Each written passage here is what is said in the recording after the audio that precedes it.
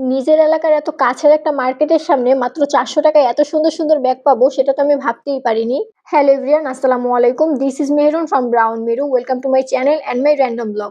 আমার যখন কোনো কিছু কেনাকাটার প্রয়োজন হয় তখন আমি ডিরেক্ট আমার বাসার কাছে শপিং মল সুবাস্তুতে চলে যাই। সেখানে শপিং মল থেকে কেনাকাটার পাশাপাশি স্ট্রিট থেকেও অনেক ভালো ভালো প্রোডাক্ট পাওয়া যায়। কিন্তু ওই দিন আমি চলে গিয়েছিলাম আমার বাসার আরো কাছের একটা মার্কেট, লুৎফুন টাওয়ার মার্কেটে। এই মার্কেটে আমার বেশিরভাগই আসা হয় হিজাব, ফলস কাপড় আর নয়তো লেস কেনার জন্য। তো ওইদিনও গিয়েছিলাম একটা হিজাব কেনার জন্য। আমার বাসা থেকে লুৎফুন টাওয়ারে হেঁটেই চলে যাওয়া যায়। তাই হাঁটতে হাঁটতে গিয়ে দেখি মার্কেট ছিল বন্ধ। কারণ ওইদিন বুধবার ছিল। হিজাবটা আমার এতই ইমার্জেন্সি ছিল যে আমি ভুলেই গিয়েছিলাম সেদিন বুধবার ছিল। যাই হোক, ফিরেই যাচ্ছিলাম বাসায়, ঠিক তখনই চোখে পড়লো ব্যাগগুলো।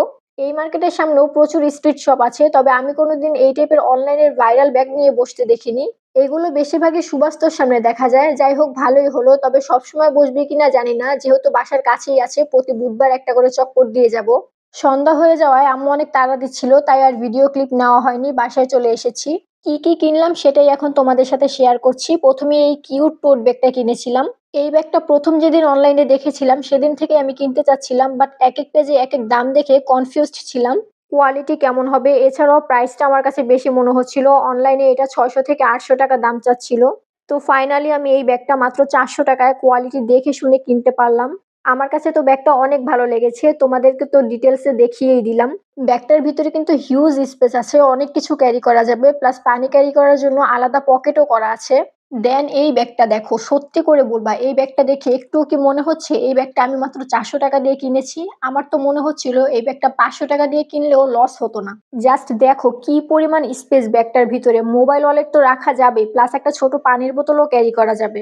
আর কালার কম্বিনেশনটা তো জাস্ট ওয়াও, অসম্ভব ক্লাসি একটা লুক দিচ্ছিল, যে কোনো আউটফিটের সাথে একদম পারফেক্টলি ম্যাচ করে যাবে। মেন বেল্টে সুন্দর একটা নট বাঁধা ছিল, সাথে এক্সট্রা একটা লং বেল্টও ছিল। তো তোমাদের কাছে ব্যাগ দুইটা কেমন লেগেছে অবশ্যই কিন্তু কমেন্ট করে জানাতে পারো, আর কোনটা বেশি সুন্দর হয়েছে সেটাও জানাতে পারো। দেন আমি রেগুলার পরার জন্য এই সুন্দর ভাইরাল জুতাটা কিনেছি। আমি মনে হয় একদম লাস্ট মেয়ে যে এই ভাইরাল জুতাটা কিনেছে। বাহিরে বের হলে মনে হয় প্রতি 100 জন মেয়ের মধ্যে 90 জনের পায়ে এই জুতাটা দেখা যাবে। যাই হোক, আমিও অবশেষে কিনেই ফেললাম।